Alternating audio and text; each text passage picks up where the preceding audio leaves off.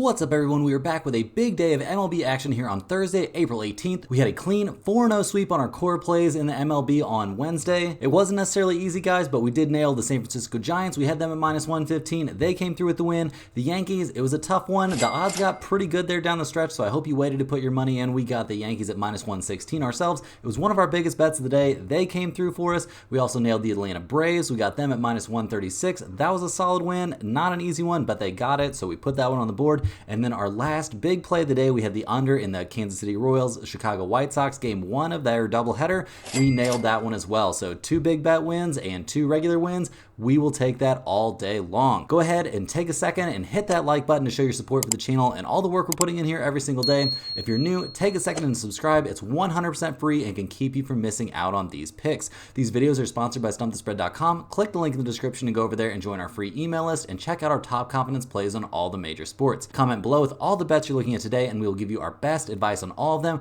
We respond to absolutely every single comment, so let us know anything you want to say about my picks, these videos, or anything you see here. As always, our final picks will be in the pinned comment down below. Now let's get into our first game of the day. We've got the Los Angeles Angels going on the road to take on the Tampa Bay Rays. The Angels have already locked up at least a split in this series. They're up 2-1 right now. They got the 5-4 win at Tampa Bay in game 3 of this series, so they have to be feeling pretty good about that. They're also likely feeling great about the fact that Mike Trout is just out here putting in work once again. He just hit his 8th home run of the season. He's looking fantastic out there. There are some concerns in this game though. They're handing the ball in this one to Griffin Canning. He comes into this game still searching for his first good start of the season. In his first outing against the Baltimore Orioles, he started his season off on kind of the wrong foot. In 5 innings, he gave up 7 hits, 5 earned runs, 1 home run, only 2 strikeouts in that game. Not a great performance, so he was hoping for a bounce back in his second one. He did not get it. Against the Orioles, he gave up 4 earned runs over only 4 2/3 innings, 5 hits, 4 strikeouts, so I guess that's a step in the right direction, but 3 walks, so his control took a little bit of a hit.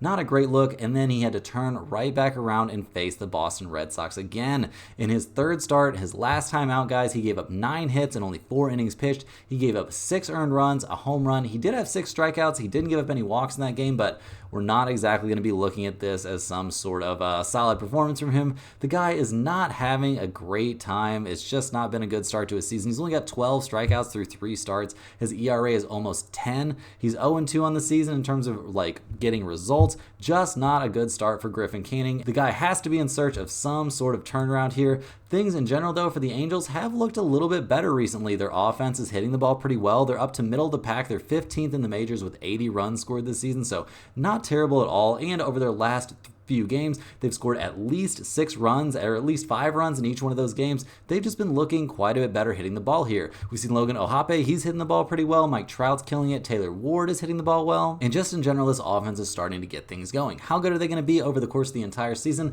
Very difficult to tell here in the early goings, but just in general, we do obviously expect Mike Trout to just keep on raking. The guy just hitting the cover off the ball right now. 8 home runs here in the early goings. Things are looking pretty good for him. It seems like the Angels are pretty comfortable in this matchup against the Tampa Bay Rays, who come into this game. They're having a little bit of a hard time right now. They've only gone 2-3 over their last 5 games. They're hoping just to earn a series split in this one. Things not looking too hot for them, although they are 10-9 on the season. So, I mean, I guess they're not below 500, but you're going to have to do a lot better than that if you want to compete here in the loaded AL East. The Rays are going to be handing the ball in this one to Ryan Pepiot. He comes into this game. He'll be making his 4th start of the season, and he's coming off of kind of a rocky outing. The guy has had some success this year, but it wasn't in his first start of the season. He got knocked around by the Texas Rangers back on April 1st. He gave up 6 runs through only 5 2/3 innings, so not a great start, but guys, he really turned things around in start number 2. Going up against the Colorado Rockies, playing at elevation, he lasted 6 innings. He had a staggering 11 strikeouts over that span, gave up only 3 hits, no walks, no runs. A fantastic outing for this young pitcher. But then, guys, things kind of came off the rails. In only 5 innings, his last time out against the San Francisco Giants, he gave up 4 runs on 5 hits. He gave up 2 home runs in that game, so not a great look. He did have 6 strikeouts. The guy's got pretty good stuff. It seems like he might be a little bit inconsistent this year, so it's going to be up to us to find those spots where he's going to have a good game. The Tampa Bay Rays offense in general hasn't been terrible, but also has not been great. They're a pretty middle of the pack offensive team so far this season. They did score 4 runs yesterday, and they scored 7 runs the game before that, so I guess they don't have to feel terrible right now. But in general, when you're only 17th in the majors in terms of runs scored, 18th in terms of team batting average, you can't really be ready to celebrate. They're all the way down at 21st in terms of team on base percentage. Their team on base percentage, guys, is only .307. We do see Armand Rosario off to a pretty good start. He's batting .328 on the season, but nothing really too special to write home about. Other than that, on this squad, they're just not off to a good start hitting the ball right now. Looking at the numbers for this game, we see the Angels are plus 130, so they're pretty significant underdogs in this one. We see the Rays are minus 146, so it looks like the odds makers have a lot of respect for Pepio here in this matchup.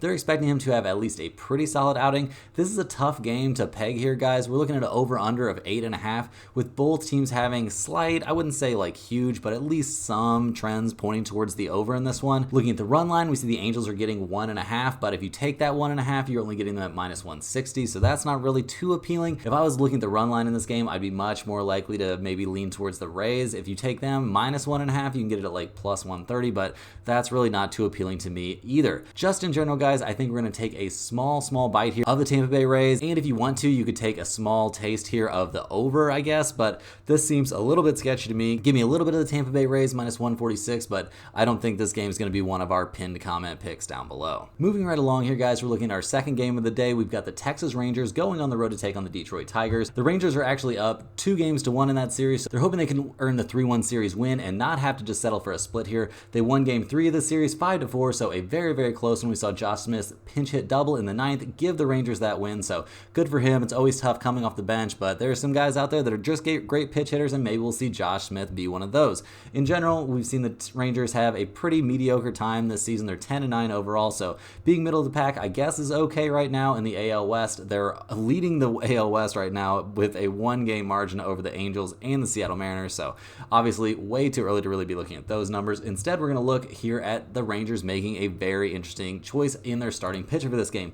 We've got Zach Leiter making his major league debut in this one. This 6'1" right-hander, he was the 2nd overall pick in the draft, so it's going to be very exciting to finally see him out on the mound here. He's got very good stuff. There's definitely a reason he's getting called up, and there's definitely a reason the Rangers are willing to hand him the ball right now. I think we can actually expect some interesting stuff from him. Who knows how deep he'll actually go into this game and all that kind of stuff, but he's a young, exciting guy. He's got to be pumped to be out there making his first major league start, so I think we're going to see at least some big numbers from him on the radar gun, if nothing else. The Rangers offense in general this season has been pretty decent. They haven't been having a great time lately, but their hot start has them in a pretty good spot in the majors overall in terms of runs scored. They've scored 89 runs this season. That's good for 11th in the majors. Their team batting average is still easily in the top 10, along with their on-base percentage. We have seen their slugging percentage fall off quite a bit. We do see Adolis Garcia is leading the way for them. He's batting .304 with 4 home runs and 17 RBIs, so he's been kind of the motor that makes this offense go when it happens to actually be going. Things in general, though, for this team, I guess they're looking pretty good. I don't think the Rangers come into the season with a ton of expectations, but it's going to be very interesting to see what Jack Leiter can do out there on the mound.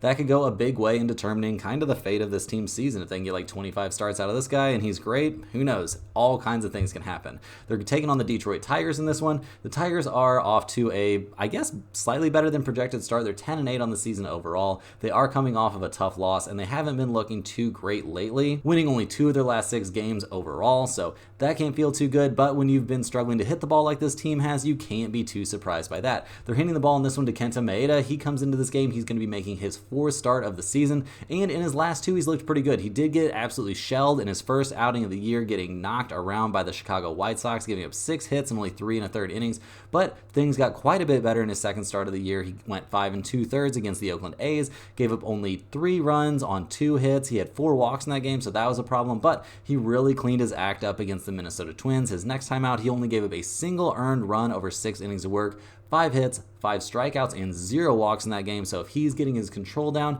that is definitely going to spell good things for this big right-hander. He comes in this game, his season numbers aren't looking great. I mean, only 10 strikeouts through your first 3 starts, not exactly mowing guys down. An ERA of 6, and he's 0-1 on the season, still looking for his first result, but you can't really blame the Tigers pitchers too much when it comes to posting bad results because their hitters have been absolutely blind up there this season. This squad is near bottom of the barrel in almost every major offensive category this season. season. They've scored only 60 runs this year. Their team batting average is 26 in the majors at 213.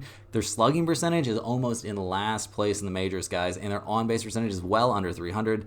This squad is just not getting runs in. They're just not even getting guys on base. Not looking like a good team to be betting if you're hoping for them to score some runs. If they're putting a guy on the mound that's going to need some run support, it's going to be a tough day. Looking at the numbers for this game, we see the Rangers are at plus 100. We see the Detroit Tigers are at minus 115, so they're actually favorites in this game. Guys, I don't know about you. This might seem a little bit sketch, but I'm on the Jack Leiter bandwagon here. I think we're going to see him have a good start. I know he's a young guy. I know he's untested, but I've got some faith in him here. And maybe more importantly, I have absolutely zero faith in the Detroit Tigers hitters to do anything positive this season. So we're definitely looking at the Rangers plus 100. That's going to be my lean on the side in this game. We don't have any faith in the Tigers hitting the ball. How much faith do we really have in the Rangers hitting the ball against a pitcher who's kind of seeming to be on a positive trend right now? We see the over-unders at 8.5, and both of these teams have slight trends towards the under, not massive trends. I mean, we see the Rangers are 10-9 to the under this season, but Detroit is 10-7-1 to the under, so that's a little bit something to look at,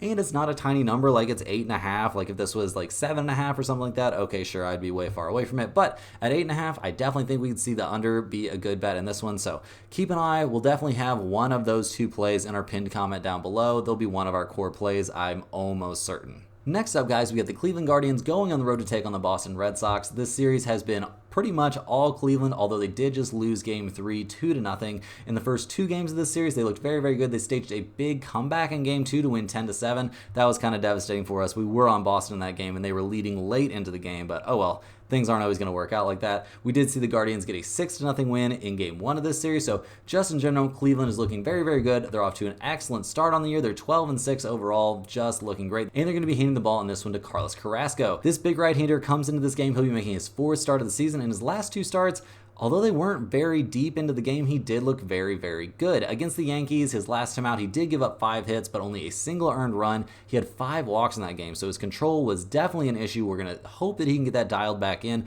although he did give up 3 walks against the Minnesota Twins in the game before that. However, he only gave up a single run in 3 innings and had 6 strikeouts. So the guy's having a little bit trouble going deep into the games. He's trying to strike everybody out. Maybe he needs to pitch to contact a little bit more. I don't really know, but just in general this season, his numbers aren't looking terrible. He is 0-1, so obviously that's not great, but a 3.55 ERA, that'll work. He needs to go a little bit deeper into games, though. That definitely puts a lot of pressure on the bullpen when your starter's only going 3 or 4 innings into a game. I do think that he has a definite chance to go a little bit deeper into the game against the Red Sox, so we'll see what actually happens in that one, but one thing the Guardians can definitely feel good about right now is their offense. They're 6th in the majors in terms of runs scored. They put up 96 runs this season. Their team batting average is well over 250 and in the top 10 in the majors. Their slugging percentage is .414, also top 10 in the majors, and they're getting on base a good amount. A .328 on base percentage is not bad at all. Stephen Kwan is leading the way for them. He's batting .354 in the season. We see Josh Naylor. He's batting well over 300 and has 4 home runs.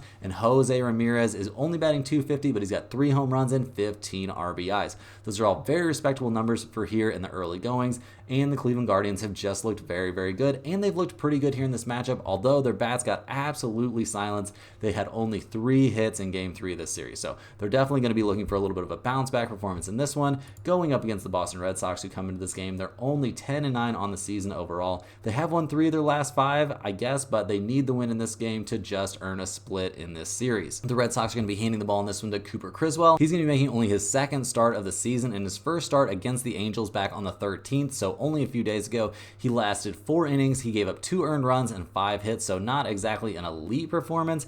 And just in general, I mean, he gave up a home run. He did have 4 strikeouts, but not a great performance through only 4 innings against the Angels. Not exactly an offensive juggernaut. In general, this guy isn't off to a great start. A 4.5 ERA, not really elite. The Red Sox aren't really thinking that he's going to be one of their main guys over the course of the season, although I guess we'll have to wait and see how this all goes. But just in general, not one of the better starting pitchers out there, although we have a pretty small sample size this season, so I guess we can't say that with certainty, but just in general, can't feel super great about handing the ball here to Cooper Criswell. The Boston Red Sox offense in general hasn't looked amazing. They only scored 2 runs in the last game. They've been pretty middle of the road. I mean, their team batting average is way below middle of the road, guys. They're only batting .229 as a team. not exactly the kind of number I'm going to be excited to get behind. Their team slugging percentage, also not great, very middle of the road. Team on-base percentage is just over 300, and we see Tyler O'Neill leading the way, but he was still out of the game here on Wednesday. He did not play in Game 3 of this series. Right now, the injury reports are saying he's considered unlikely to be available for the series finale here, so I don't think we'll see him play, and without him, the Red Sox offense isn't looking too good. And honestly, how great can we expect Tyler O'Neill to be over the course of an entire season, and how great can we expect him to be coming right back off of a concussion? So even if he does surprisingly play in this game, how much do we really expect the Red Sox to be able to get out of him? I think that would be a pretty big ask coming back from a concussion and to just start hitting major league pitching. I mean, the guy, you guys probably saw that collision. That was not good. I don't know how that kind of stuff happens all the time in the major league still. It seems like a pretty fundamental thing, but regardless, we're not expecting big things out of the Red Sox offense or out of Tyler O'Neill in this game. Guys, this is probably going to be one of my bigger bets of the day. We're looking at the Guardians minus 102 in this one. Yeah, we're not exactly thrilled to have Carlos Carrasco out there on the mound, but I don't think it'll be terrible, and we trust Cleveland to score some runs. They're one of the better offensive teams right now. I don't think we're going to see Cooper Criswell shut them down. I think we can see the Guardians win this game pretty comfortably, and minus 102 seems like an extremely reasonable price to me. If you want to look at the over-under on this game, we see that it's currently at 9, so a pretty big number, although we do see Cleveland, they're 10-6-1 to the over this season. Boston's basically a 500 over-under team, so there's not a whole lot of trends to look at in that one, and we're not really expecting them to score a ton of runs right now, so I guess if you wanted to take a little look at the under in that game with Cleveland coming off not the best offensive performance, I guess I could get behind that a little bit, but guys, with this price on Cleveland, it's just way too low. I'm definitely taking Cleveland in this one. Next on the docket, guys, we got the Miami Marlins going on the road to take on the Chicago Cubs. This is game 1 of this series, a brand new series. We just saw the Marlins come off of a shocking, not really so much, series loss to the San Francisco Giants. They lost game 3 of that series 3-1. We were on the Giants in that game, so put it on the board. We'll definitely take that. Thank you for being terrible, Miami Marlins. This team could only get a single run off of rookie Keaton Winn, so this is not exactly a team that's feeling very good about where they're at right now this season, and probably not really with how they're looking as a franchise as a whole. They're only 4-15 on the year overall. They're handing the ball in this one to AJ Puck, who hasn't exactly been tearing it up this season. This super tall left-hander is off to an 0-3 start. He's got a 5.91 ERA. His last time out, I'll give him some credit. He looked pretty decent against the Yankees through 4 2/3 innings. He gave up only a single earned run, but he did give up a home run, and he had 5 walks in that game. If you're going to be a big left-handed pitcher, I guess you kind of, it's a stereotype that you're going to have some control issues, and this guy definitely falls into that category. He's walked 6, 3, and 5 batters in his 3 starts this season, respectively. He hasn't gone past the 4th inning, so that's a little bit concerning. He went 4 2/3, so it depends on how you want to look at past, but he did not make it out of the 5th inning anyway, so we're not looking at him very likely to go deep into the game, and it seems pretty likely that he's going to give up some runs. Not a great start to the year, only 8 strikeouts through 3 starts, and 5 of them all came against the Angels, so the guy's just not having a good time. His control looks very, very suspect, and it can't feel great to be pitching for the Florida Marlins right now. Obviously you're just going to be happy to be in the majors if you're a young guy, but AJ Puck's 28, so I don't know if he really falls into that category. Just in general, the Marlins, like I said, 4-15 start, not looking too good. Their offense overall is starting to maybe come alive just a little bit, but not a ton. This isn't something we're going to be excited about. Their team slugging percentage is 28th in the majors. Their team on base percentage is 28th in the majors.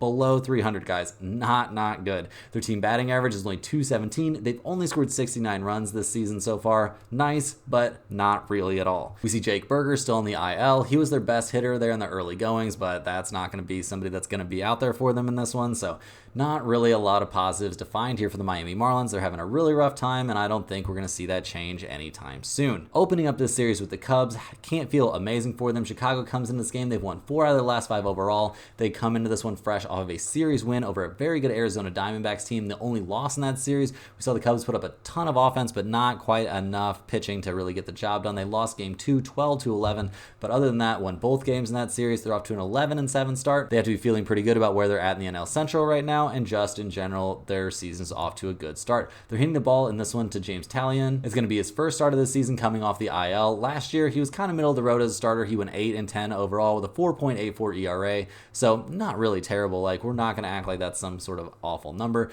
This veteran guy, he's pretty decent. coming off the IL with some back issues, so I think we can expect him to be at pretty much full strength in this game. No major concerns. The real concern is he just going to be a little bit rusty? And I'm not really even too worried about that. The Cubs in general this season have been hitting the ball very, very well. They've been in the top third of the majors basically all season long. They've maybe even cooled off a little bit here, but they're still 8th in the majors in terms of runs scored. They've scored 96 runs this season. Their team batting average is pretty solid. It's almost 250. They're 11th in the league in batting average, but what's really impressive is their slugging percentage. It's 8th in the majors. It's well over 400, so they're hitting the ball hard when they're making contact.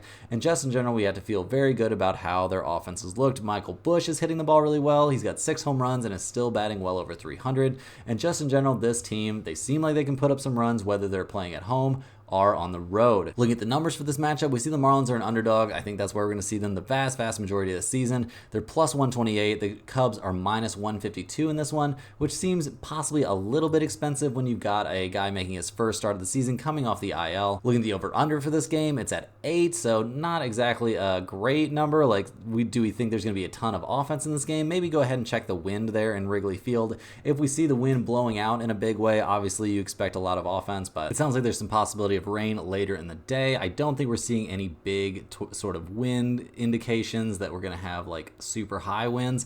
I mean, there are going to be 13-mile-per-hour winds, so it's not exactly going to be a calm day in the Windy City. So maybe we could take a taste of the over here, but I don't know, guys. I don't have a lot of great leans in this game. We do see the Marlins are terrible against the run line and the Cubs are great against the run line. So I guess if you wanted to just like purely play that trend, you could go on the Cubs minus 1.5. If you do take them minus 1.5, you can get them at a pretty decent price. You can get them at plus 140. So maybe we just take a very, very small taste of that play. But just in general, this isn't one of my favorite games on the docket. I don't know what to expect out of the Cubs starting pitcher. And just in general, maybe they won't take things super seriously against the Marlins here right out of the gate. Last but not least, guys, we've got the Arizona Diamondbacks going on the road to take on the San Francisco Giants. The Diamondbacks come into this game fresh off of a series loss to the Chicago Cubs. Can't have felt too good. The Diamondbacks saw Cody Bellinger hit a go-ahead home run, and the Cubs end up taking a 5-3 win there in Game 3 of that series to win the series. So not too good, and we see Arizona is now below 500 on the season. They've been playing relatively well here down the stretch, though. They've won 5 of their last 8 games overall, so I guess we can look at that as a positive. But just in general, this team, it's going to have a hard time competing here in the NL West. It's a loaded division, and just I don't know, guys. I do not have high hopes here this season for the Arizona Diamondbacks. They're going to be handing the ball in this game to Ryan Nelson. He comes into this one. He's 1-2 on the season with a 5.27 ERA. This isn't a guy that we necessarily think is going to be a long-term starter for this team. He could definitely end up in the bullpen once they get like completely healthy. Through 3 starts this season, though, he's looked relatively respectable. His last time out, he had a very good outing against the St. Louis Cardinals. He gave only a single earned run through 6 innings of work. He had 4 strikeouts and 1 walk in that one. I mean, I don't know, guys. 7 hits is an amazing performance, but he was able to get himself out of trouble and stuff like that, so not too bad. And in his start before that, against the red-hot hitting Atlanta Braves, he gave only 3 runs through 5 innings and had 7 strikeouts, so the guy's definitely got decent stuff. It seems like he's kind of got the legs to go a little bit deeper here into games when he needs to, so I think the Diamondbacks have to feel pretty decent about having him out there on the mound. In general, Arizona has gotten off to a very, very hot start hitting the ball. They've scored the 3rd most runs in the majors this season. They've scored 103 runs here in the early goings. Their team batting average is still in the top 10. The slugging percentage has fallen off a little bit, but the team on-base percentage is hovering around 340, so that is very, very respectable. We see Ketel Marte, he's leading the way. He's batting 325 with 5 home runs, so those are some pretty fantastic numbers. The Diamondbacks hitters are looking great. The pitching staff has kind of been the issue. They're hoping that Ryan Nelson's going to have a solid day here going up against the San Francisco Giants. They want to get off to a good start to this series. The Giants won their last series. They won 2-1, 2 games to 1 against the Miami Marlins. Their last game of the series, they won 3-1.